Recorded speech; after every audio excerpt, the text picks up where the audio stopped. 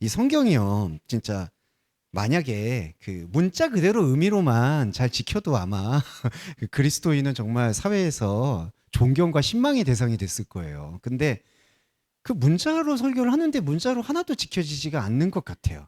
오늘 뭐 예를 들면은 여기도 있습니다. 온유한 심령으로 바로잡으라고 하는데 정말 우리 교회에서 문자 그대로 온유한 심령을 가진 사람이 그렇게 많을까? 예, 몇십 년이 지나도 우리 이 인간적인 기준에서의 온유한 심령이라는 게 성취가 잘 안 되는 것 같아요. 그래서 이 개념이 다르다라는 것에 대해서 우리가 항상 저는 말씀드리고 싶고요. 그 개념이 다르다는 것을 뭐 철학적으로 설교를 한다든지 철학적으로 예수의 십자가를 이해한다든지 또 그렇게 생각하는 분들이 좀 많은 것 같아요. 그러니까 예수의 복음이라는 것은 삶에서 실천돼야지 의미가 있는 게 아닌가. 근데 거기에는 좀 큰 오해가 있습니다. 진짜 삶이라는 건 일단 저 설교 시작하기 전에 전제를 말씀드리면 진짜 하나님이 원하시는 삶이라는 건 우리 안에 있는 영이 깨어나는 거고요. 그 영이 깨어나는 것 안에서 사도 바울도 얘기했지만 우리 현상의 삶은 배설물과 같습니다. 그렇기 때문에 우리의 배설물에 어떠한 의미를 부여한다는 건 사실은 어불성설인 거예요. 그게 주기도문에 말하는 그 전에 산상수훈의 이방인의 중언부언이라는 거죠.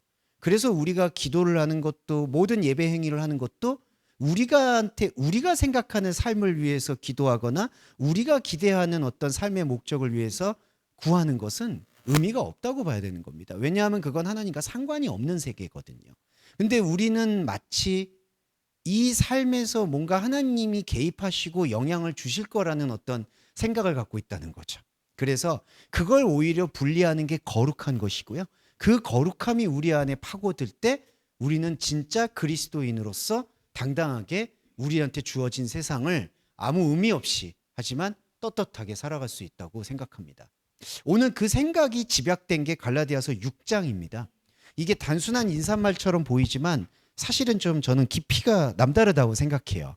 그런데 여러분들과 저희는 이제 말씀의 템포와 호흡을 함께 하셨기 때문에 이 부분이 오늘은 그렇게 오랜 시간이 걸리진 않지만 하나하나 짚어보시면 아마 이 말씀의 진위에 대해서 일리가 있다고 깨닫게 되는 시간이 될 거라고 봅니다. 그래서 한 절 한 절씩 하나하나 짚으시면서 저희 흐름을 정리해 보도록 하겠습니다. 1절에 먼저 할게요. 형제들아라고 얘기할 때 이거는 다 바울의 내면자의 표현이라고 보셔야 됩니다. 아델포스라는 거는요, 말씀을 나눈 사람들이란 뜻이거든요.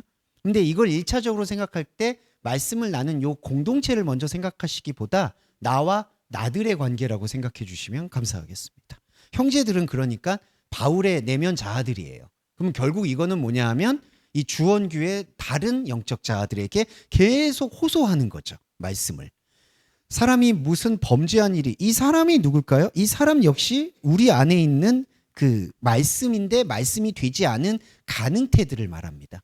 그러니까 우리 안에는 여전히 하나님의 말씀을 깨달은 내가 있고요.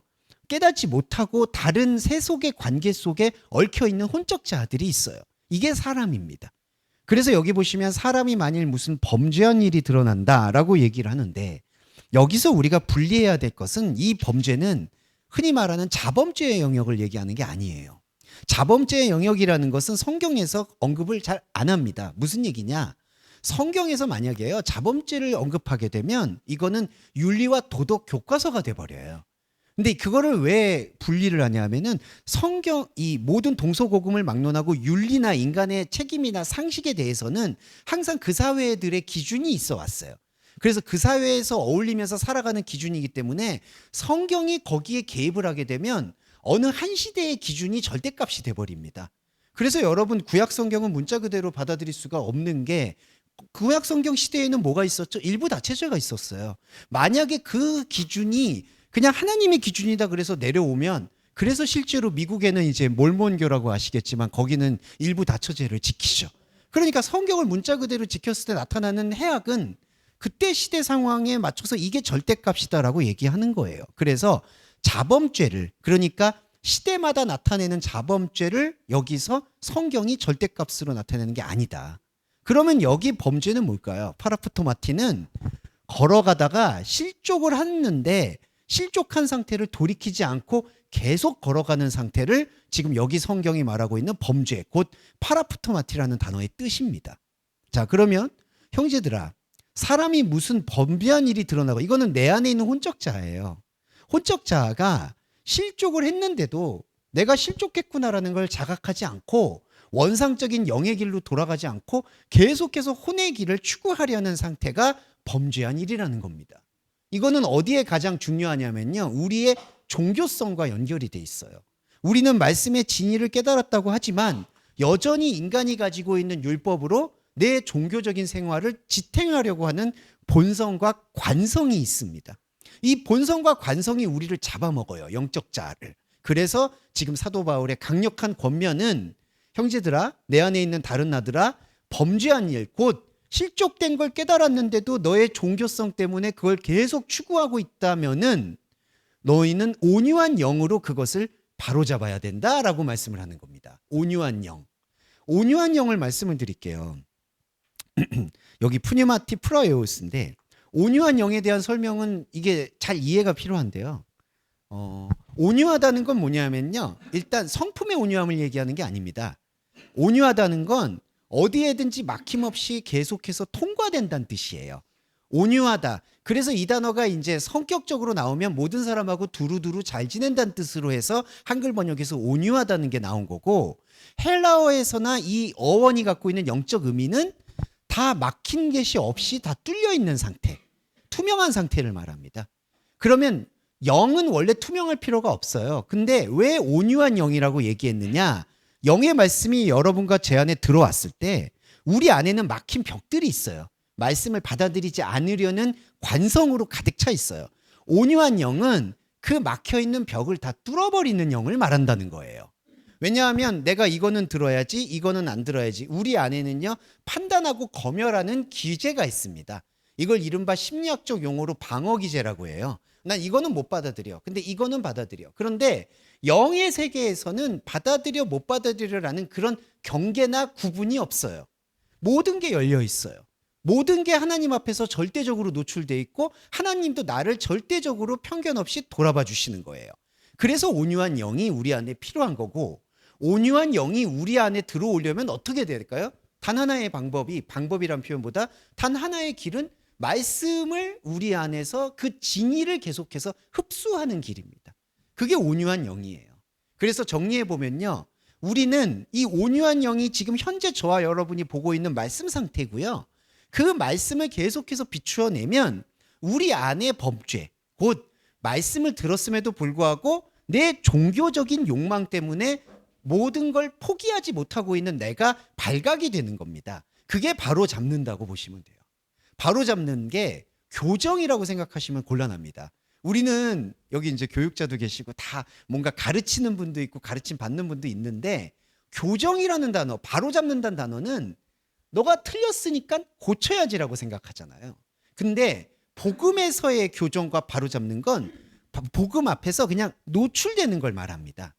노출돼서 내가 이렇게 노출됐으니까 내가 고쳐야지가 아니라요, 내 잘못된 거를 속속들이 드러내는 게 말씀의 속성이 아니라 말씀이 드러난 것 자체가 교정이에요.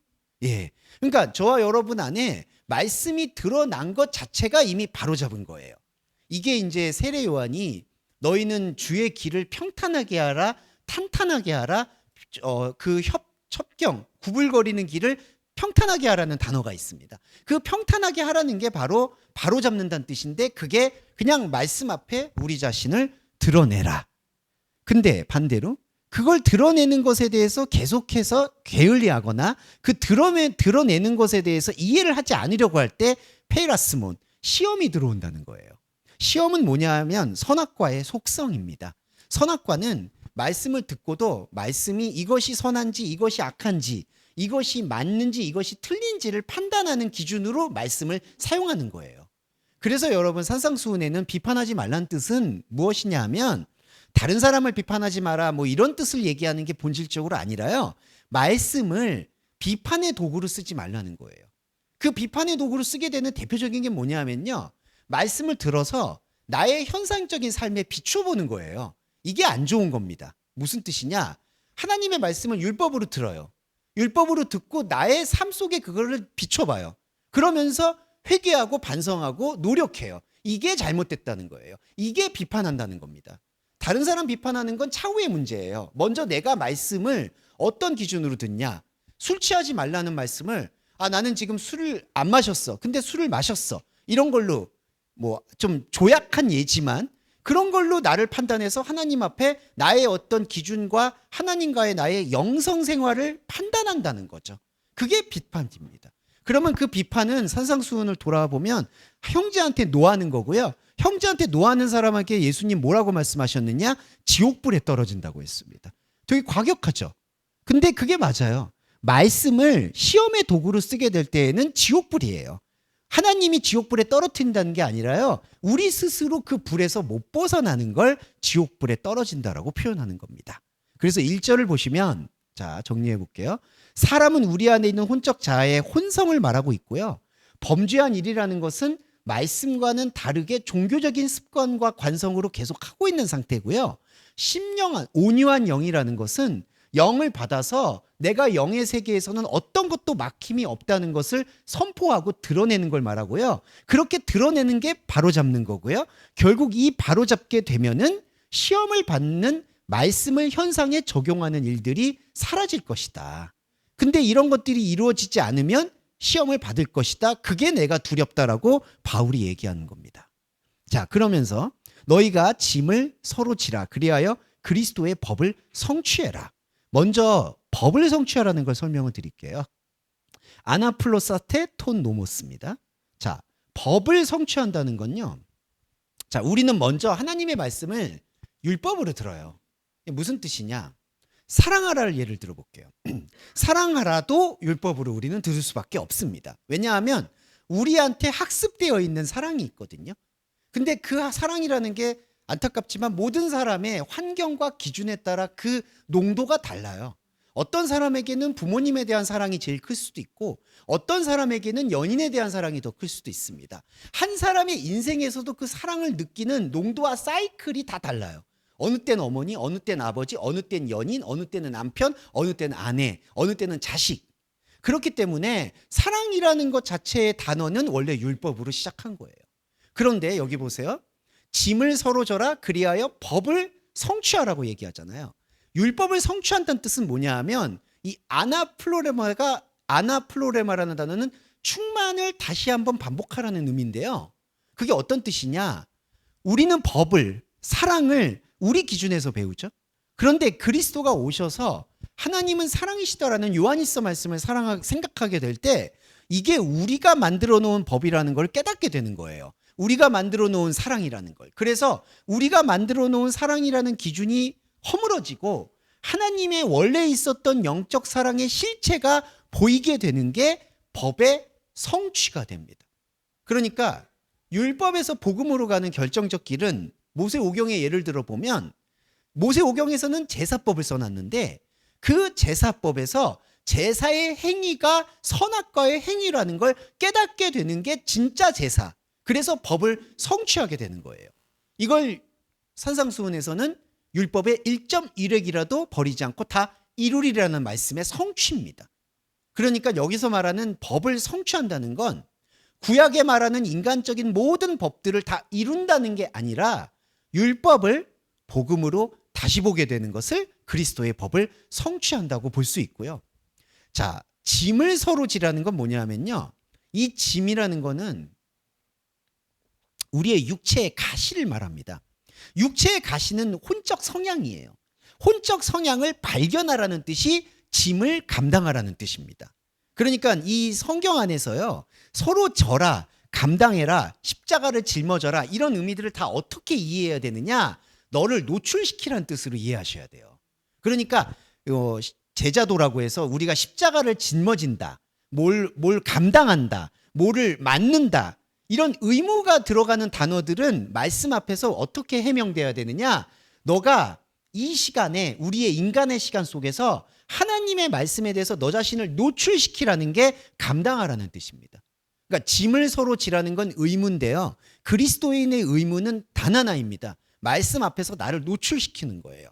근데 여러분 잘 아시겠지만 그게 고난입니다. 말씀 앞에서 나를 노출시키는 것이 사실은 어려워요. 왜냐하면 인간은 종교적이든 세속적이든 관성을 갖고 있기 때문에 말씀을 계속해서 지속하는 것에 대해서 어떠한 쓸모와 가치와 이유를 못 느끼게 됩니다. 그래서 안타깝지만요, 우리는 계속 책은질을 해야 돼요. 우리 자신을 말씀 앞에서. 이게 나한테 효능이 있어질까 없어질까, 감정적으로 좋을까 안 좋을까, 이런 질문을 던지기 이전에 나는 계속해서 말씀 앞에서 노출돼야 된다라는 생각을 인위적으로라도 주입시키셔야 돼요. 그래야지 그게 짐을 서로 지게 돼요. 그러면 그렇게 인위적으로 이게 유입을 했지만, 내가 주입을 했지만 결국에는 말씀은 나의 혼을 깨고 영을 드러냅니다. 그러니까 우리는 혼으로 시작하지만 그리스도의 말씀은 우리의 혼을 분리시키고요, 우리의 영을 보여주세요. 그래서 우리는 날마다 죽으면서 날마다 그리스도의 법을 성취하는 십자가의 삶을 살 수 있게 되는 겁니다. 네, 교회는요, 특히 개신교는 제일 중요한 건 십자가 복음입니다. 십자가 복음 외에 다른 것이 강조될 것이 없어요. 그런데 제일 중요한 건 이 십자가 복음이 율법에 사로잡히면 안 돼요. 그런데도 불구하고 이 십자가 복음이 율법에 사로잡히게끔 되어져 있는 모든 함정들이 사실 번역 성경 안에도 많고요, 인간의 생각 안에도 많고요, 종교적인 습관 안에도 허다합니다. 이거를 자꾸 독해마죠. 분별해내야지만 사실은 법의 성취는 가능한 거다. 이거를 조금 바울의 권면이라고 생각하면 좋겠습니다. 자, 아무것도 되지 못하고 된 줄로 생각하면 스스로 속인다. 자, 이게 무슨 뜻인지 해명 드릴게요. 자, 되지 못했는데 되었다라고 생각하는 게 뭘까? 바로 종교 생활이에요. 종교 생활은 우리의 종교 감정의 호소예요. 그래서 내가 주님 앞에서 뭔가를 계속 기도하고 간구하면 주님이 나의 기도를 들어주실 거라고 생각해요. 그런데 영적인 실체는요, 이게 맞아요. 아무것도 되지 않습니다. 예, 이게 무슨 뜻이냐? 우리의 영적 자아는 세상의 눈에 볼 때 보여줄 게 아무것도 없어요. 그러니까 이게 이제 중요한 게, 고난인 게, 이게 내 안에 있는 영적 자아와 내 안에 있는 혼적 자아인데, 내 안에 있는 혼적인 자아를 설득을 해줘야 돼요. 무슨 뜻이냐? 우리는 영의 말씀이 비춰지면, 영의 말씀이 비춰졌을 때 현상을 돌아다 봤을 때 나타나는 게 nothing이에요. 아무것도 없어요. 그래서 이게 이사야서의 성취예요. 흠모할 만한 것이 아무것도 없는 거예요. 그게 바로 아무것도 되지 못한 거예요. 이게 이제 유명한 드라마 대사 중에 저는 아무것도 되지 못했다는 게 사람들한테 그렇게 서글프게 다가온대요. 인생을 70생, 60생 살아봤는데 아무것도 되지 못했다. 그거를 이제 인간의 세상살이는 허무함으로 받아들이죠. 근데 복음을 듣는 저와 여러분은 그걸 복음으로 이해하셔야 돼요. 이 인생은 앞으로도, 젊은 분에게는 죄송하지만 앞으로도 아무것도 없어요. 근데 여기 보세요. 이 아무것도 되지 못해야 될 이 영적 생활에 무언가를 부여하는 거죠. 아무것도 되지 않았는데 무언가 되었다고 생각하는 상태. 이게 바로 그리스도인의 종교성의 아킬레스건입니다. 이게 바울의 육체의 가시예요. 바울은 율법에 누구보다 투철했는데 그게 뭐냐? 아무것도 되지 못한다는 걸 인정하지 않고 우리는 하나님의 백성으로서 무언가가 될 거라고 생각했다는 거죠. 그게 바로 스스로를 속이고 있는 상황이다. 네, 그래서 아무것도 되지 못하고 된 줄로 생각한다라고 했을 때 복음의 본질은 아무것도 되지 않는 게 정답입니다. 근데 거기에 아무것도 되지 않았다고 생각하는 거 안에 자꾸 양념을 넣는 거예요. 아, 그래도 구원이 있지, 천국이 있지, 뭐가 있지, 뭐가 있지. 근데 이 모든 걸 걷어내죠. 그 모든 걸 걷어낼 때 우리 안에는 나와 하나님, 그리고 나와 하나님을 중보해 주시는 그리스도 삼위일체가 있는 거예요. 이게 아무것도 아닌 영의 실체입니다. 네, 그게 바로 자기의 일을 살피는 거예요. 4절에 에르곤 헤아우토 도키마제토 에스카토스, 이게 되게 의미 있는 겁니다. 이 의미 있는 말씀이 뭐냐면, 자, 자기의 일을 도키마조 하죠. 요게. 근데 일이 뭘까요? 일은 선악과의 행위예요. 일은 선악과의 행위라 그리스도인이라고 해도요, 선악과의 행위를 피할 수 있는 게 아닙니다. 예, 저희가 건강 돌보고요, 직장 생활하고요, 먹거리 걱정하고요, 사람끼리 감정으로 인해서 충돌하는 거 조절하고요, 이 모든 게 일이에요. 그래서 그리스도인한테 일이 없다고 말씀하는 거는, 그거는 영지주의예요. 그러니까 나는 이제 세상에 걱정이 없다, 나는 이제 세상을 초탈했다. 정말 죄송하지만 그런 분들은 다 믿고 걸으세요. 네, 네. 그 사람은 잠정적으로 평안해 보이는 것 뿐이에요. 나중에 가서 어떻게 될지 모르고요. 그걸 제가 위약적으로 말씀드리는 게 아닙니다. 우리는 교회에서 좀 안타깝지만 자꾸 그런 분들을 뭔가 모델로 삼는 경향이 있어요. 그러니까 저분은 정말 그리스도의 사람이야. 화도 안 내시고 가족한테도 위인이시고. 아닙니다. 네, 제가 잘못 말하는 게 아니야. 진짜 그런 좋은 성품을 제가 폄하하려는 게 아니에요. 그런 성품은 그리스도의 성품이 아니라는 거예요. 그냥 그분이 성품이 좋은 거예요. 그래서 우리는 가급적 성품이 좋은 분과 어울려야 되겠죠. 하지만 우리가 살면서 어떻게 성품이 좋은 사람과 어울릴 수 있겠습니까? 제가 성품이 안 좋다고 저를 버리실 건 아니잖아요. 그렇죠? 예. 자, 그러니까 여기서 말하는 일이라고 했을 때 그리스도인이라고 해서 나는 달라, 나는 성품이 좋아졌어, 이게 절대로 아니라는 거예요. 그냥 사람은 고쳤을 수 없다듯이 그냥 일은 있는 거예요. 근데 중요한 건 뭐냐? 그리스도인의 생명 차이는 제가 아까 말씀드렸듯이 아무것도 아닌 걸 발견하는 겁니다. 이게 바로 도키마제토. 여기 보세요. 에르곤 헤아우토 도키마제토. 이게 도키마조입니다. 기본어가. 자기의 일을 살펴라. 이게 뭐냐? 내가 하고 있는 혼의 활동이 분별하라는 거예요. 분별하라는 뜻은 내가 하고 있는 혼의 활동이 하나님 앞에서 아무것도 없다는 것에 대한 발견이 되는 겁니다. 이게 십자가 복음입니다. 십자가 앞에서는 나의 혼성과 나의 인생 생활과 나의 인생 시간 모두가 한 줌의 재와 같다는 것을 고백하는 거예요. 이게 자기의 일을 살핍니다. 그러면 자랑할 것이 자기한테 있다. 이 자랑 좀 이따 말씀드릴게요. 자랑이라는 단어에 대한 오해가 좀 있어서요. 자, 그리고 5절.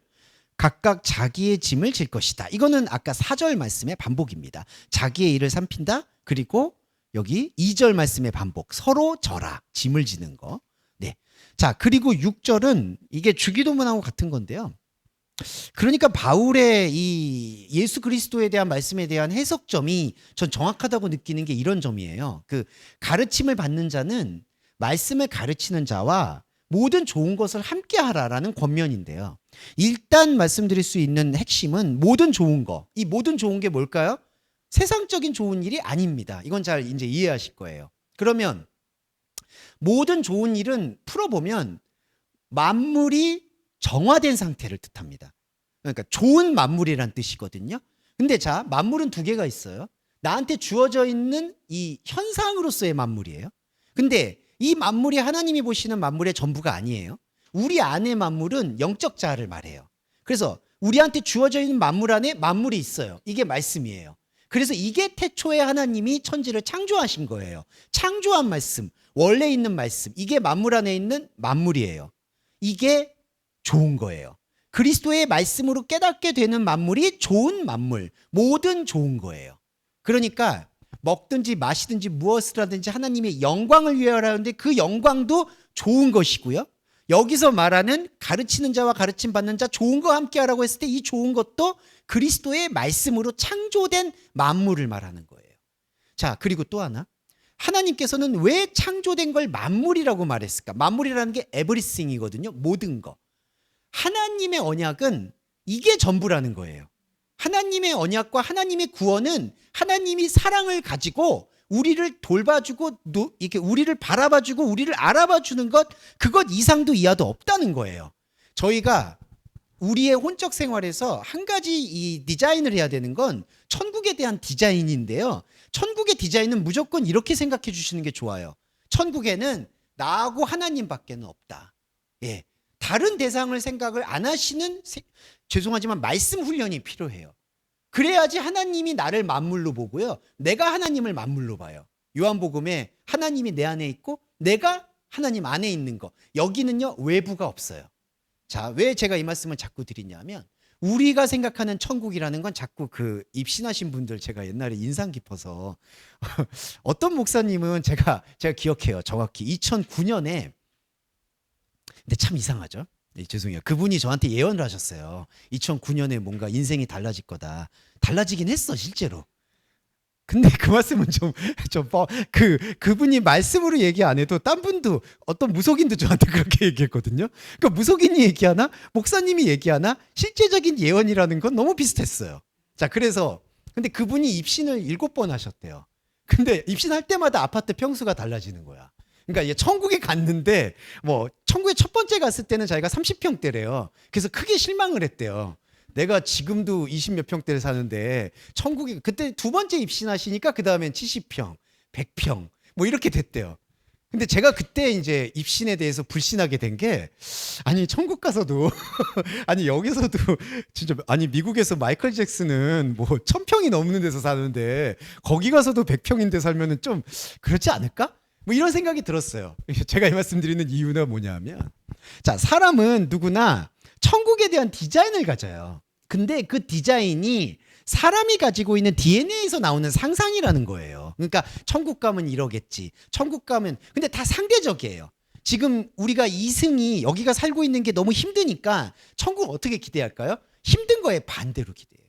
근데 이게 모든 것들이 사실은 이 생명의 만물이 아니라 밖에 있는 천국이라는 거죠. 그래서 제가 천국이 없다라고 설교를 말씀드리는 이유는 어떤 거냐? 우리가 생각한 선악과의 천국이 없다는 뜻이에요. 그게 사후 천국이 없다는 얘기입니다. 근데 사람들은 그걸 오해를 하는 게, 그러면 사후에 천국이 없다는 얘기예요?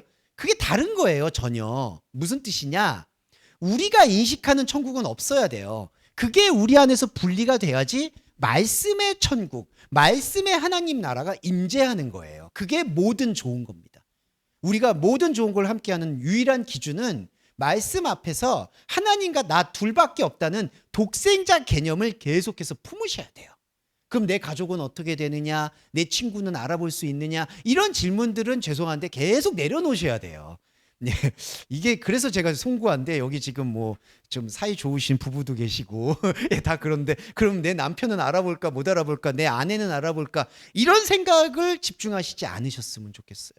예, 이건 이기적인 게 아니라요, 하나님의 기대치는 여러분 자신만, 여러분 혼자만 보는 거지, 정말 죄송한데 여러분의 주변을 보지 않아요.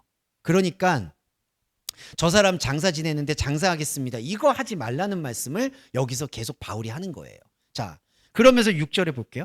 가르침 받는 자, 가르치는 자. 이게 뭐냐? 다 내 안의 자아에서 일어나는 사이클입니다. 예, 이게 주기도문에 보시면 예수님이 너희는 이렇게 기도해라.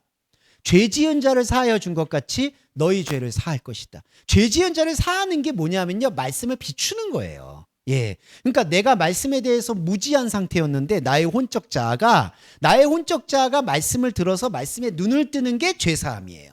내가 죄사함을 받으면 그러면 나는 또 다른 내 영적 혼적 자아한테 말씀을 전달해 줄 수 있어요. 이게 말씀을 받아서 말씀을 나눠주는 바로 아델푸스, 영적 자궁의 상태입니다. 이게 계속 영적 족보, 낳고가 되는 거예요. 그리스도인은 바로 그래서 내가 말씀을 듣고 말씀을 내가 흘려보내고, 이게 바로 말씀을 받는 자와 말씀을 가르치는 자입니다. 그래서 이 역할을 정확히 말씀드리면, 저는 이 구조에 대해서 지금 이 시간에 여러분들에게 소개를 하는 거예요. 저는 아무 의미 없어요. 그러면 소개를 들었을 때 솔직히 말씀드리면 이미 성도님 안에는 그 설계도, 여러분 안에는 이미 말씀의 설계도가 있는 거예요. 이 시간은 어떤 시간이냐? 여러분 안에 있는 말씀의 설계도를 확인하는 시간이에요. 예. 근데 확인이 안 되면 이건 죽은 거예요. 그래서 예배가 중요한 건 이걸 계속 매칭시켜서 내가 영으로 깨어나는 거예요. 근데 저는, 그러니까 누군가가 이걸 주입시켜서 말씀을 들어서 깨달았다가 아니라 여러분 안에 있는 거를 그냥 자극한다고 보시면 되는 거예요. 영적 스탠스를. 그러면 여러분 안에서는 이게 흘러요. 이게 6절이에요. 여러분 안에 받는 자, 가르치는 자가 같이 있어요. 이게 움직이면요, 이게 막히지 않고 움직이면 바로 모든 좋은 것, 만물 안에 만물이 이루어지는 거예요. 이게 구원입니다. 구원입니다. 자, 그리고 구원에 대한 얘기를 드리고 제가 요거 부분까지 하고 오늘은 잠깐 쉬었다가 나머지 부분 마무리할게요. 자, 속이지 마라. 왜 플라나스 때? 요 속이지 말라는 건 제가 결론을 말씀드리면 종교 행위 하지 말라는 뜻이에요. 참 아이러니하지만. 자, 종교 행위 하지 말라. 속이지 말라. 이 속이지 말라는 게 왜 종교 행위를 말하느냐? 자, 구약에서 바울이 깨닫고 예수 그리스도의 말씀을 받은 바울이 깨달은 건 모세가 하나님의 정신을 알았다는 겁니다. 자, 근데 모세의 스토리를 볼게요. 모세는 처음에 하나님의 정신을 어떻게 이해했느냐? 내가 책임감을 가지고 영적 지도자로서 모든 사람들을 구원의 길로 이끌어야지, 그게 가나안이야 라고 이해를 해요.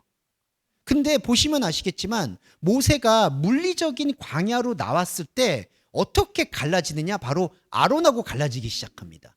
아론은 사실은 안타깝지만 모세가 불안과 선악과 때문에 끌어들어온 사람이에요. 왜냐하면 모세가 말을 둔하다라고 얘기하는 거는 거짓말에 가까워요.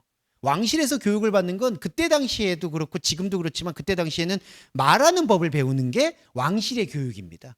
말을 잘하는 걸로 모든 왕들과 왕족들은 버티는 거예요. 우리 조선 시대에서도 이제 인문학이 중시가 됐듯이 파라오 시대를 분별해서 예전에도 무보다는 문이 더 강조가 된 거죠. 문과가. 그래서 말을 잘해요, 모세는. 근데 모세가 말을 잘했는데도 아론을 데리고 온 이유는 뭘까요? 사실은 이 모세가 전면적으로 그 말씀을 받아들이기 힘들었던 거예요. 그래서 바울이 육체의 가시라고 말하듯이 모세의 육체의 가시는 아론이에요.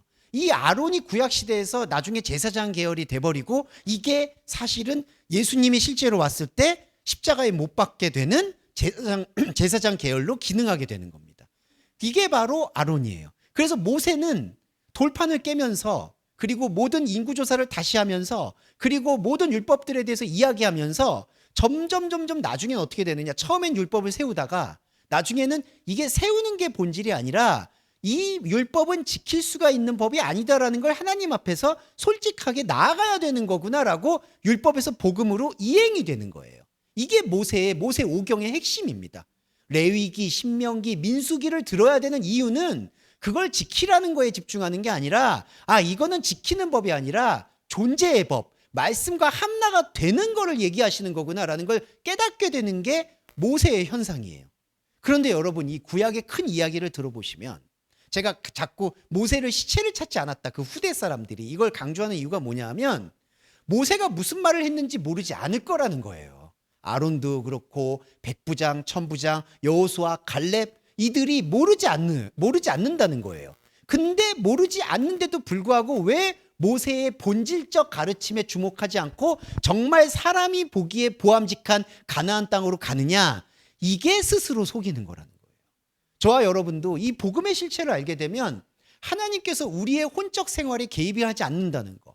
우리의 영의 생활에서 어떤 것도 뭔가 우리로 하여금 혼적으로 노력하라는 말씀을 주지 않는다는 걸 우리가 모르지 않아요.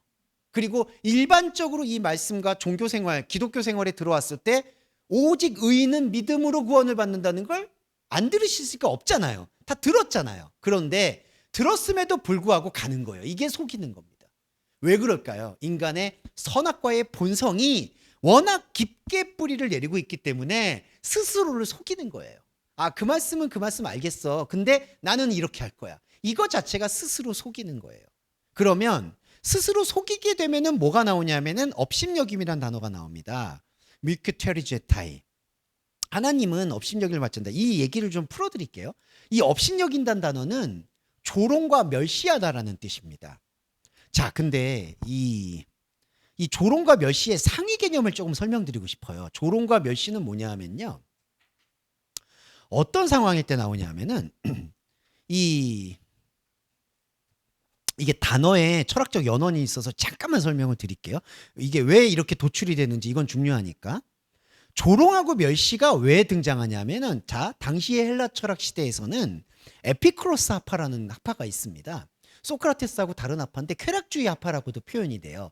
그들이 왜 쾌락주의가 됐냐 하면은 이 사람들이 설정해 놓은 도덕과 윤리와 지식의 수준을 설정을 했는데 거기에 도달할 수 없다라는 자포자기가 됐을 때 그 도달했다라고 믿는 사람들을 조롱하고 멸시하면서 자기들의 존재를 위로하는 상태가 되어버리는 겁니다. 이게 이제 그리스 로마 신화에서는 디오니소스라고 술의 신이 그러한 어떤 움직임을 통해서 조롱과 멸시를 하는 거예요. 그러면 조롱과 멸시라는 건 오늘날에는 풍자, 해악 그런 거 있죠. 기득권층을 막 조롱하고 비판하고 우리 정치인들 막 욕하고 조롱하는 거 있잖아요. SNL 프로그램 같은 거 보시면 그런 게 조롱이에요. 제가 이 말씀의 연원을 왜 소개했냐면 하나님은 조롱의 대상이 않는다는 게 하나님이 조롱의 대상이 아니라 존경의 대상이 된다는 뜻이 아니라 하나님이 이 하이에라키 그러니까 하나님은 이 피라미드 구조에 계시지 않는다는 설명이에요. 다시 설명드릴게요. 스스로 속이지 말아라. 하나님은 조롱을 받지 않는다. 이 얘기는 뭐냐? 하나님을 조롱한다는 뜻은요. 설정이 뭐냐면 하나님을 여전히 사람이 생각하는 가장 존경하는 상태로 보고 있다는 뜻이에요. 그런데 여기서 하나님을 존경하는 상태로 보게 되는데, 율법으로써입니다. 율법으로 하나님을 존경하게 되는 상태가, 자, 율법을 모르는 사람들의 눈에서 어떻게 비춰지느냐? 조롱거리로 돼요. 왜 그러느냐? 자, 예를 들어 볼게요. 예수님이 이거를 퍼포먼스로 보여주신 게 예루살렘이 입성합니다. 근데 나귀의 새끼를 끌고 오라고 했어요. 제가 지난번에 말씀을 드렸지만 나귀의 새끼라는 건요, 탈 수가 없어요. 옛날 말로 하면은, 여기서 이제 세대 차이가 나오는데, 뭐 우리 성도님은 잘 모르실 수도 있는데, 젊은 성도님은 모르는데, 그 옛날에 세발 자전거 같은 거 기억나세요? 어린애가 이렇게 질질 끌고 다니는 거 있죠. 그러니까 두 발로 안 되니까 세 발로 이렇게 발 하나 질질 끌면서 어그적. 예, 그겁니다. 그러니까 나귀는 운송수단이라 두발 자전거라고 본다면요, 나귀 새끼라는 거는 사실은 병들었기 때문에 가져가세요라고 집 밖에다가 내놓은 기능을 못하는 병든 나귀를 나귀 새끼라고 말하는 거예요. 예수님이 그거 타고 들어갈 때 제자들이 어떻게 했죠? 종려나무 가지를 흔들었습니다. 자, 자, 보세요. 이거를 외부에서 종교하고 관계없는 사람이 볼 때 얼마나 조롱거리가 되는 거예요. 그러니까 메시아 오셨네 했는데, 만약에 제가 메시아예요? 근데 메시아 오셔고 여러분들이 막 정말 칸타타를 부르면서 이래요. 근데 이 사람이 세발 자전거 끌고 이러고 들어온다고 생각을 해보세요. 이거 진짜 좀 우울하지 않겠습니까? 자, 왜 그러냐? 제가 이 말씀을 돌아와 보는 건 뭐냐? 예수님이 왜 그런 퍼포먼스를 보여줬을까라는 거예요. 자, 사람들은 율법의 종교심을 가지고 하나님을 대해요. 열심을 대합니다. 제가 그리고 앞서서 광고 전에 문자 그대로 지켜야 되는데 왜 안 지켜지냐라고 말씀드렸잖아요. 자, 우리의 종교심은 그걸 문자 그대로 지키려고 합니다. 근데 문자 그대로 지켜지면 지켜질수록 하나님은 존경의 대상이 우리 교회를 다닌다고 생각하는 종교인한테는 존경의 대상이 되는데, 밖에서 종교가 아닌 사람의 눈에 볼 때에는 점점 조롱거리가 되는 거예요. 비판하는 게 아닙니다만, 우리가 오늘날 한국교회 모습을 볼까요? 와서 광화문에 가서, 제가 정치적인 거 얘기 절대로 아닙니다.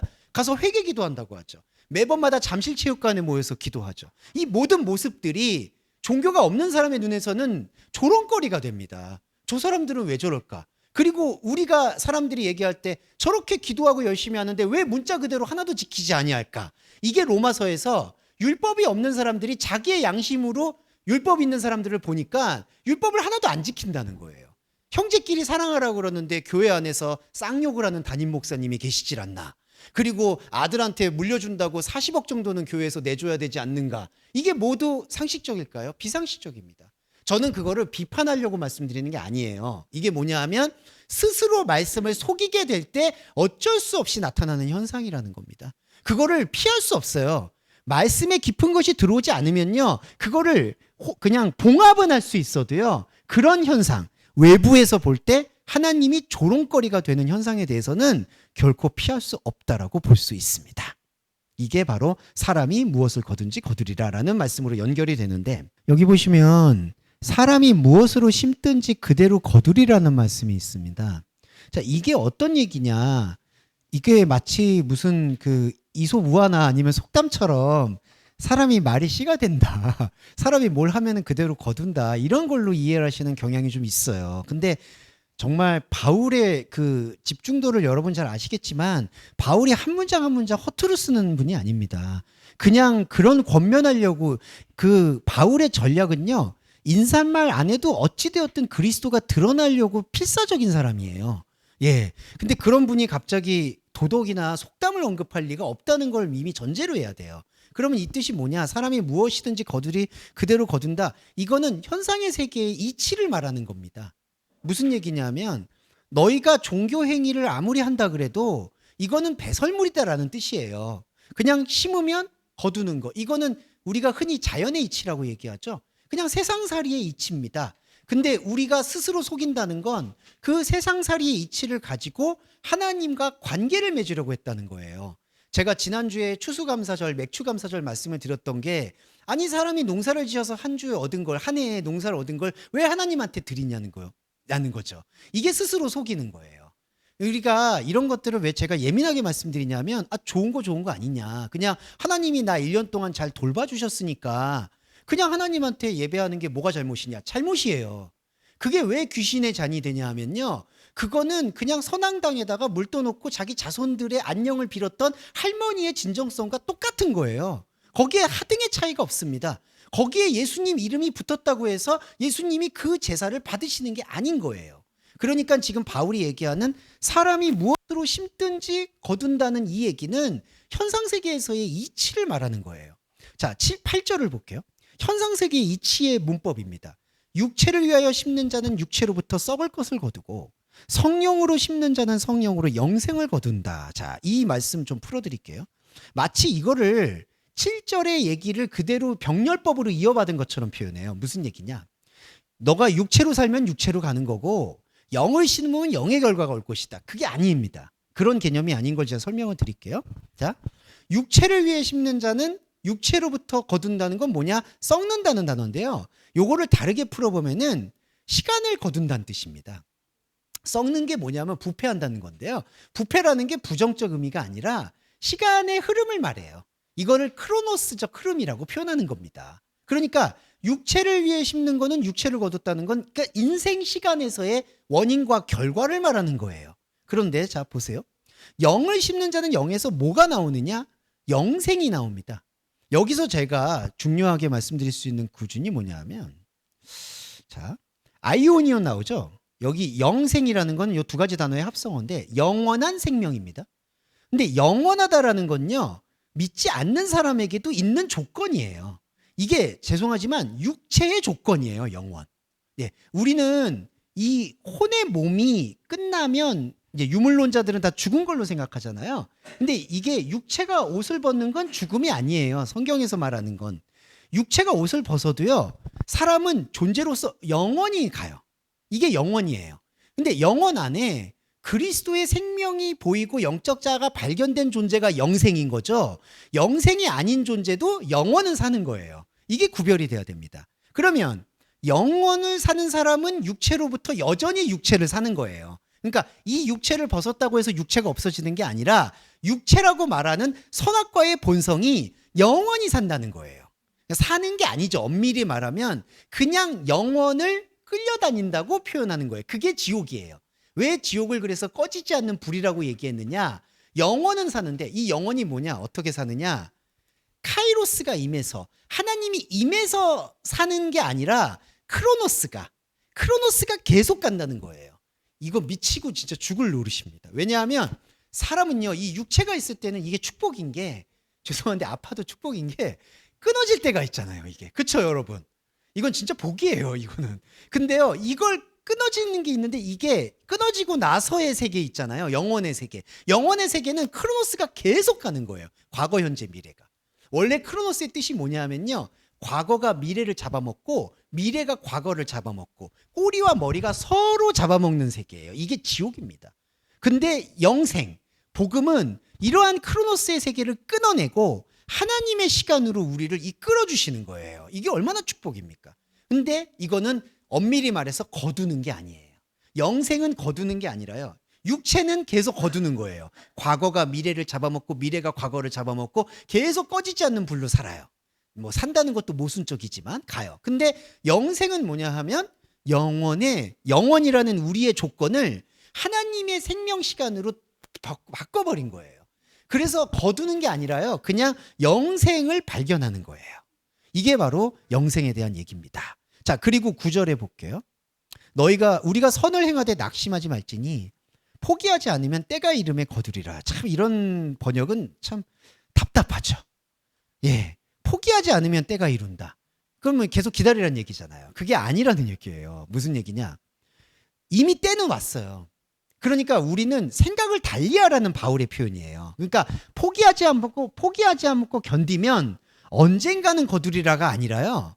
이미 하나님의 때는 와 있으니까 우리는 말씀을 듣는 거에 대해서 세상적인 기대를 아예 하지 말라는 뜻이 포기하지 말라는 뜻이에요. 이게 인내라는 단어입니다. 자, 개념이 다른 게요. 이렇게 이해할게요. 우리가 언젠가 포기하지 않고 이걸 계속 추구하면 거두리라. 지금 한글 번역은 그 뉘앙스예요.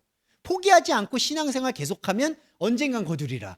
이 생에서 못하면 죽어서라도 거둘 거다. 이거예요. 근데 이 개념을 바꿔야 돼요. 뭐냐 하면 포기하지 않는다라는 개념의 생각을 내가 말씀을 들어서 말씀을 생활에 적용하거나 삶에 적용하는 일들을 더 이상 하지 않겠다. 이게 포기하지 않는 태도예요. 이게 끝까지 버티는 거, 끝까지 견디는 자 구원을 얻는 사람의 태도예요. 그러니까 끝까지 현상을 받아들이려고 노력하는 종교심이 인내가 아니라요. 진짜 인내는 하나님의 말씀은 우리의 현상 세계에 배설할 수 있는 게 아니다라는 거를 알고 버티는 사람. 이게 포기 안 하는 사람입니다. 그러면 이 사람, 저와 여러분에게는 하나님의 카이로스, 때가 이미 들어와 있는 거예요. 그러면 그리스도가 우리 안에서 생명의 능력을 나타내고 있는 거예요. 이미 거두고 있는 겁니다. 이게 바로 낙심, 포기, 이게 단순 권면으로 들으시면 안 된다는 거예요. 왜냐하면 이게 바로 요즘 말로 가스라이팅의 근거입니다. 여러분 힘드시죠? 낙심하지 마세요. 때가 포기하지 않으시면 때가 이름에 거둡니다. 그런 때 없어요. 그러니까 인간이 생각하는 때는 없어요. 이미 때는 왔어요. 이미 때는 있는 거예요. 그러니까 포기하지 마시라는 이 권면은 어떻게 이해해야 되느냐? 세상에 대해서 기대하지 마세요라는 권면으로 반드시 받아들이셔야 돼요. 네. 그리고 또 하나만 제가 높아지면서 말씀드리면, 사람은 상대적 존재라서 세상에 대해서 기대 안 하게 되면 일단 실망, 허무감, 좌절감, 자포자기, 체념, 이 5가지 감정들의 유혹을 받게 됩니다. 근데 여러분, 이 5가지 체념 같은 감정들이 들어오면 동력이 또 안 생겨요. 그래서 뭐 어쩌란 얘기냐라고 들으실 수 있겠지만, 아무 유익이 없지만 열심히 하시라. 이거 진짜 말이 좀 이상하죠. 말이 정말 이상하죠. 아무 유익은 없지만 열심히 하셔라. 이거는 바울의 권면입니다. 제가 그렇게 말씀드리는 게 아니라. 그러니까 여러분 예배를 계속 나오시라는 말씀은 이거를 카이로스에 대해서 계속 노출이 되라. 이 말씀을 드리고 있다는 거 말씀드리고 싶습니다. 자, 그리고 10절은 착한 일 아시겠지만 이 착한 일은 선행을 얘기하는 게 아니라 말씀과 복음에 대한 여러분의 시간의 노출을 얘기하는 거고요. 자, 조금만 더 설명드리고 이제 마무리 갈게요. 내 손으로 너희에게 이렇게 큰 글자로 쓴 것을 보라. 이 큰 글자의 개념은 뭐냐면요, 영적 메시지입니다. 사실은 큰 글자라는 게 크다라는 개념이 개념 차이를 말하고 있거든요. 그러니까 큰 글자라는 개념은 어떤 그라마토로 이건 뭐냐면 우리가 가지고 있는 생각의 그릇을 넘어서는 그 이야기를 나는 하고 있다. 이 얘기를 지금 하고 있는 거예요. 근데 바울이 이게 교만해서 나는 큰 글자를 깨달아서 이렇게 썼다. 이 얘기가 아니라 나는 신앙 고백을 이렇게 할 수밖에 없다는 뜻으로 큰 글자라고 보시면 되겠다. 이렇게 이해하시면 되겠고요. 자, 그리고 12절에 육체의 모양을 내려하는 자들이 억지로 너희에게 할례를 받게 하는 것은 그리스도의 십자가로 말미암아 박해를 면하려 한 뿐이다. 라는 거는 뭐냐? 자, 볼게요. 이거 육체의 모양과 할례 얘기거든요. 또 할례 얘기인데 제가 지난주에도 할례 얘기 말씀드렸지만 할례는 종교 의식의 기본 요소를 말합니다. 근데 그 기본 요소가 사실은 구원이 관계가 없다고까지 바울이 얘기했던 거죠. 그걸 왜 그랬냐 하면은 이게 십자가로 말미암는 박해를 피하려고 한다라는 것 때문이에요. 십자가를 통한 박해.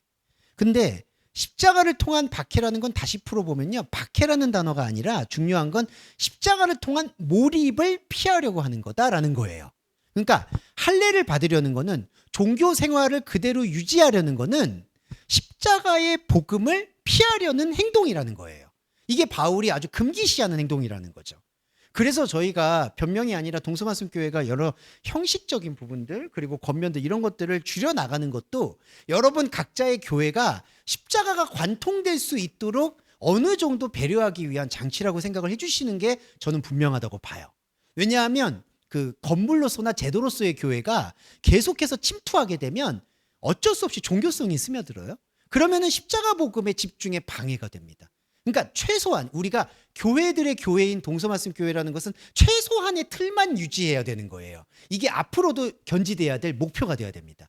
그렇지 않으면 이 할례라는 거는 최소한의 종교 요소거든요. 이 요소들이 그리스도의 십자가만 집중하게 하는 말씀 해석을 가로막습니다.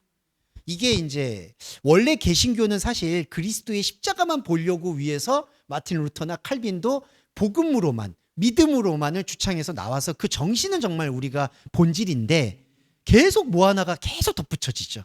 이게 문제라고 볼 수 있겠고, 그러면서 14절이 등장한 겁니다. 이 14절에 대해서 자세하게 설명드리고 오늘은 마무리하겠는데요.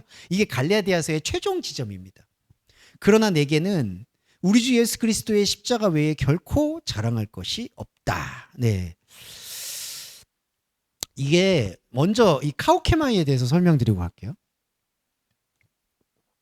주 예수 그리스도의 십자가, 그거 외에 자랑할 게 없다. 자랑한다는 게 카우케마이라는 단어인데요. 이 자랑이라는 단어를 좀 오해하는 게 드러내는다는 걸로 이해하는 것 같아요.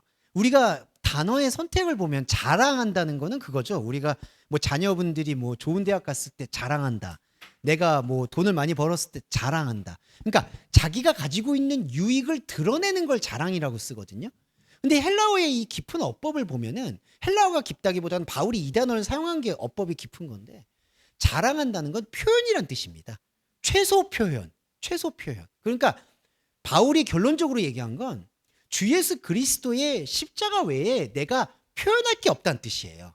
그리고 그 표현의 대상이 누구냐, 이게 중요한데, 내가 다른 사람한테 십자가를 드러낸다는 게 아니에요. 내게는, 나에게입니다. 그러니까 바울 자신한테 내가 나에게 하나님에 대해서 설명할 수 있는 표현은 주 예수 그리스도의 십자가 외에 없다는 뜻이에요. 자, 두 가지입니다. 이게 그래서 정리해 보면 자랑이라는 단어는요, 과시하거나 나의 유익을 드러내는 게 아니라요, 나에 대해서 하나님 앞에서 최소한 표현할 수 있는 것, 그게 자랑입니다. 그러니까 저와 여러분이 이 성경과 예배의 깊이에 몰입됐을 때 나올 수 있는 단 하나, 우리의 이 현상 세계에서 나올 수 있는 고백 단 하나는 주 예수 그리스도의 십자가 표현 외에는 없다는 거죠. 이게 첫 번째고, 두 번째는요, 교회의 본질인데요.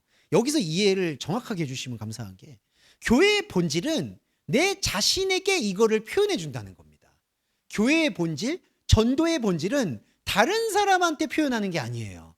다른 사람에게 나는 십자가를 자랑합니다. 나는 십자가를 드러냅니다. 그래서 서식이 본질적으로 많은 교회들이, 세속적인 교회를 비판하는 교회들도 우리는 십자가 복음을 나타냅니다라고 많이 설교합니다. 근데 엄밀히 들어가 보면 그것도 잘못된 거예요. 왜냐하면 십자가 복음을 드러내는 게 아니거든요. 십자가 복음은 저와 여러분의 안에 있는 여러분의 혼적 자아에게 관통시켜야 될 의무이고, 이게 전부예요. 그러면 어떤 분들은 그렇게 얘기해요. 그러면 이렇게 복음이 나한테만 전파되면 다른 사람에게 전파되지 않겠습니까? 전도해야 되지 않겠습니까? 근데 그게 안 그래요. 바울만 봐도 그래요. 바울이 아시아 교회들을 찾아가는 건 자기 자신이 도키마죠. 자기 자신이 분별되기 위해서 가는 거예요. 그게 왜 그럴까요? 자, 이거 말씀드릴게요. 바울이 자기 언어는 율법에 갇혀 있다고 생각하기 때문에 다른 사람들의 언어를 계속해서 발견해 나가는 거예요. 그러면서 그리스도를 찾아가는 거예요. 이기적인 게 아니라 바울은 자기의 구원, 자기의 그리스도 생명, 그걸 통해서 모든 전도 여행을 헌신한 거예요. 그러니까 저와 여러분도 똑같습니다. 이기적인 게 아니라요, 그리스도 외의 십자가는 나한테 집중해야 돼요. 그럴 때 온전히 나에 대한 집중이 정말 다른 사람들, 다른 이웃들한테 온전히 증거가 되는 거고, 그렇게 됐을 때 전이가 되는 거고요. 하나 더 말씀드리면, 진짜 이럴 때에는 전도는 영이 하는 거예요. 우리가 하는 게 아닙니다. 우리가 아무리 내 가족을 데리고 온다, 누굴 데리고 온다, 이거는 그냥 기회가 되면 같이 모시고 오고 말씀 나누는 거지, 내가 뭔가 누군가를 전했다, 아니 근데 저 사람 안 보네, 말씀 안 듣네, 발에서 뭐 흙을 떨어뜨린다, 이런 게 아니라는 거예요. 전도라는 거는 여러분 한 사람의 생명의 발견을 위해서 집중하는 것, 이게 바로 주 예수 그리스도 십자가 외에 드러낼 게 없다라는 것의 본질입니다. 그러면서 마지막 14절에 세상은 나를 다하여 십자가에 못 박히고 내가 또한 세상에 대해서 그러하다. 자, 이게 얼마나 고독한 건지를 말씀드리고 갈게요. 세상이라는 건요, 여러분이 살고 있는 혼적 생활의 전부예요. 뭐 이거를 무슨 나는 세속적인 생활, 저는 선교단체가, 저는 죄송해요, 진짜 죄송해요, 선교단체만이 아니겠죠, 모든 단체가 어떤 면에서는 한심하다고 느끼는 게, 자꾸 세상에서 분리해서 우리만의 교육, 우리만의 신앙생활을 하려고 그래요. 근데 여러분, 그 우리만의 신앙생활도 정말 허수가 많습니다. 우리만의 신앙생활 하려고 기독교 학교를 들어가 보세요. 기독교 학교에서 가르치는 게 유대교인들이 말하는 하브르타 교육이에요. 하브르타 교육이 재앙적인 게 뭐냐면요, 하나님 이름 빙자해서 돈 많이 버는 게 하브르타 교육의 본질이에요. 반기를 드실 수 있는 분도 많지만 교육의 본질을 들어가 보면 너무나 명확관여합니다. 그래서 제가 유대인들을 비판하는 게 아니에요. 그런데 유대인들이 헤게모니, 곧 권력을 잡았을 때 나타나는 현상, 지구촌에서 지금도 난리와 지금 소란이 있지만 이 현상들을 잘 들여다보시면요. 하나님이나 기독교의 이름을 빙자해서 나타낸 교육이 얼마나 큰 폐해를 입히는지 여러분들이 지금 그 현주소를 보고 있는 거예요. 그래서 기독교 교육이라는 건 존재하지 않습니다, 여러분.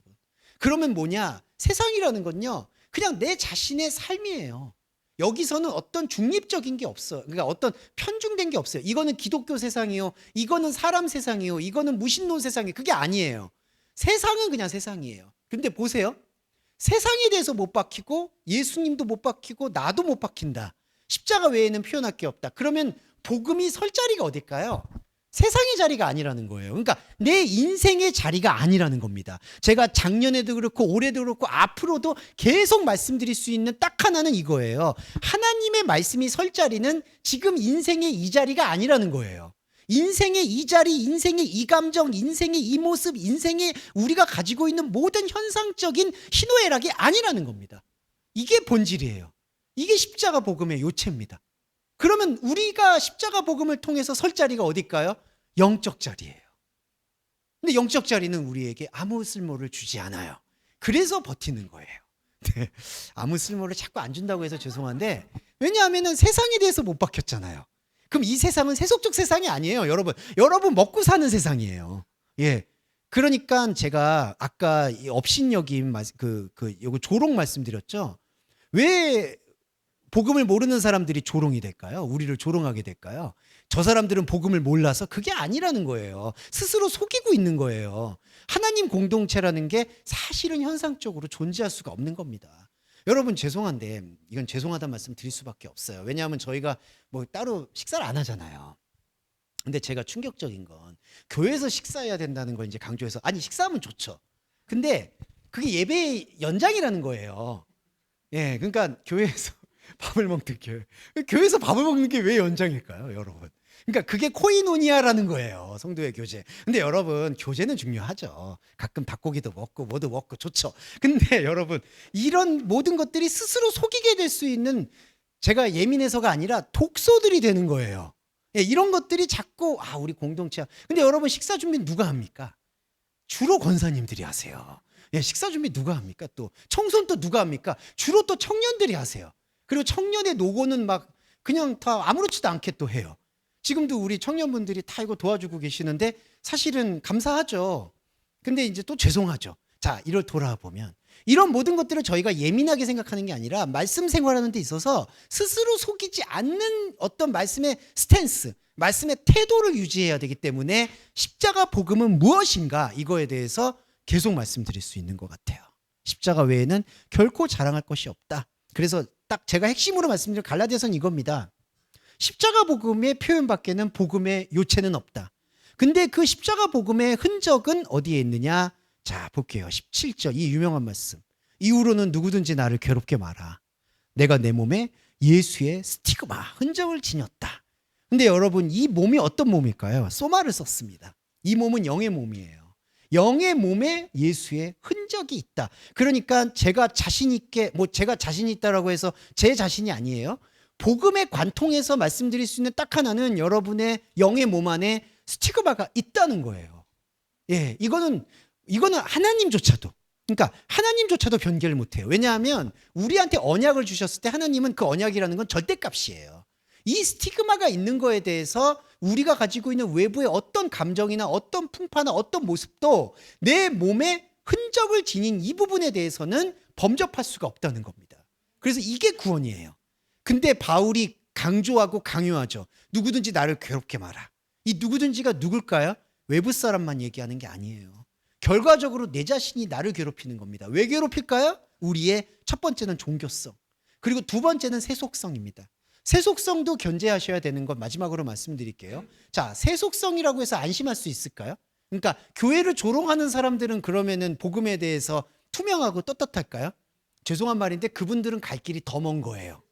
예, 더 멀어요. 왜 그럴까요? 종교성 안으로 아직 들어오지 못한 거예요. 죄송하지만. 그럼 종교성 안에서 율법의 가치를 인식하고 율법을 깨고 본질의 흐름으로 가야 돼요. 그래서 실제로도 좁은 길이 맞아요. 왜냐하면 그냥 나는 그냥 나대로 살래. 저 교회 다니는 사람들 이상해. 그렇게 얘기하는 거 누구나 할 수 있어요. 근데 그분들 안에 그분들의 신이 없을까요? 그 사람들의 신은 엄청나게 더 견고한 겁니다. 그런 사람들한테 예수의 흔적이 들어올 수 있는 것들이 여지가 없다는 거죠. 그래서 우리도 종교적인 게 아니라 세속적인 세계도 살잖아요. 그래서 세속적인 세계에서 자, 마지막으로 말씀드리고 싶은 건 여러분들이 어디서 이기적이 돼야 되냐? 저도 마찬가지인데요. 말씀을 듣는 컨디션에 대해서 이기적이 되셔야 돼요. 자, 세속성과 종교성에서 감히 말씀드리지만 저희 동서말씀교회는 종교성의 영역이나 탈은 어느 정도 저는 벗었다고 생각합니다. 네, 그래서 할례라는 유혹이나 종교적인 피폐함에서 우리는 미혹당하지 않고 스스로 속이지 않는 최소한의 이제는 장치는 마련했다고 생각해요. 여러분들께서도 아마 그 복음의 반응에 이제는 DNA, 영적 DNA가 올라왔다고 저는 확신합니다. 그럼 두 번째는 여러분 이제 세속성이에요. 왜냐하면 종교성을 벗으면 이상하게 이제 세속이 좋아 보인다. 네, 죄송합니다. 어디 막 놀러 가고 싶고, 아니 놀러 가지 말라는 말씀이 아니에요. 예, 왜냐하면 이 종교의 굴레를 벗고 나면 지금까지 안 해본 걸 하고 싶어져요. 예, 그래서 선무당이 사람 잡는다고. 예, 저도 그래요. 안 해본 거 해보고 싶네. 이래요. 근데 자, 여러분 세속성의 함정에 대해서는 다시 한번 말씀드리면 돈을 많이 벌어야 되겠다. 내가 이 세상에서 가치를 많이 추구해야 되겠다. 근데 여러분 예수님이 말씀하신 세상에 대해서 십자가는 종교성만 얘기하는 게 아니라 세속성도 말하고 있습니다. 그렇기 때문에 세속성에서의 우리의 이 컨디션을 어떻게 받아들여야 되고 어떻게 관리해야 될 것인가, 그건 여러분 각자의 몫이에요. 예, 우리가 누가 이거를 카운셀링할 수 있는 요소는 솔직히 아닙니다. 근데 계속 말씀의 다림줄로 놓고 여러분 자신이, 저도 항상 마찬가지입니다. 이 그리스도의 은혜가 우리의 영 안에서 계속 흐를 수 있도록 그리스도의 은혜라는 하나님과의 소통할 수 있는 방법과 시간과 여건을 여러분들이 살고 있는 삶의 자리에서 계속 확보하셔야 된다는 거예요. 예. 그래서 앞으로의 저희의 목표라는 표현은 그렇지만 계속해서 어찌됐든지 저도 여기 모이신 분들과 계속해서 오프라인 예배를 통해서 그리스도의 은혜가 그리스도를 만날 수 있는 여건이 계속해서 선명해질 수 있도록, 흐릿해지지 않도록 이 플랫폼을 저희는 만들어 나갈 것이고요. 그리고 무책임한 주문이지만 여러분 안에 어떤 유익이 없어도 이 말씀을 듣기 위해서 최소한 어떤 거는 내가 확보하겠다라는 의지는 잃어버리지 않으셨으면 좋겠다. 이거는 정말 애원합니다. 왜냐하면 마지막으로 이 전도의 영역과는 다른 얘기입니다. 사실은 이 말씀을 듣고 공감하시는 분들이 점점점 희박해지고 있는 건 사실이에요. 예. 왜냐하면 세속성의 흐름도 너무 크고요. 종교성은 이 반발작용으로 더 큽니다. 아시겠지만 이제 더 종말이 왔다 그래가지고 또 종교 사람들은, 기독교의 종교성을 가진 사람들은 자기네들 교회 안으로 모이려고 더 혈안이 되고, 그러면 말씀 해석은 더 문이 닫혀요. 그러면 세속성에서 말씀을 찾을 수 있느냐? 세속은 또 세속대로 또 걱정 근심이 많아지니까 거기도 문을 닫아, 여기도 문을 닫아. 그러니까 여러분 각자가 교회라는 그 자부심이 아니라 책임감을 가지시고 어디에 계시든지 계속 말씀으로 좀 버텨주셔야 됩니다. 그러지 않으면 사실은 복음이라는 게 거의 씨가 말라버려요. 이거에 대해서는 조금만 여러분들이, 죄송한데 이게 뭐 협박하는 게 아니라 말씀의 그 레이저를 계속해서 조금 집중하셨으면 좋겠다. 이건 저한테 대한 다짐이기도 하고요, 여러분에 대한 다짐이기도 합니다. 교회 생활이 재미없거나, 재미없죠 솔직히. 뭐가 재미있겠습니까? 뭐 그리고 어떤 유익이 없겠죠 앞으로도. 그렇지만 그래도 저는 버텨주셨을 것을 계속해서 말씀드리고 싶고, 이게 저는 예수 그리스도의 온전한 마음을 받아들인 바울의 진심이라고 생각합니다. 네, 오늘 정리기도로 예부 마무리하도록 하겠습니다. 정리기도와 주기도문으로. 사랑하는 주님, 우리는 오늘 더 확실히 알았습니다. 예수 그리스도의 스티그마, 흔적이 있다는 것을.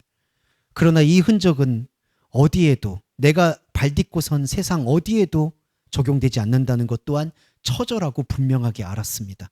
갈라디아서는 바로 그 얘기를 하기 위해서 우리 모두에게 바울의 모든 찢는 권면을 통해서 몸부림치고 발버둥쳐서 그리스도의 십자가를 드러낸 것을 확인하였습니다.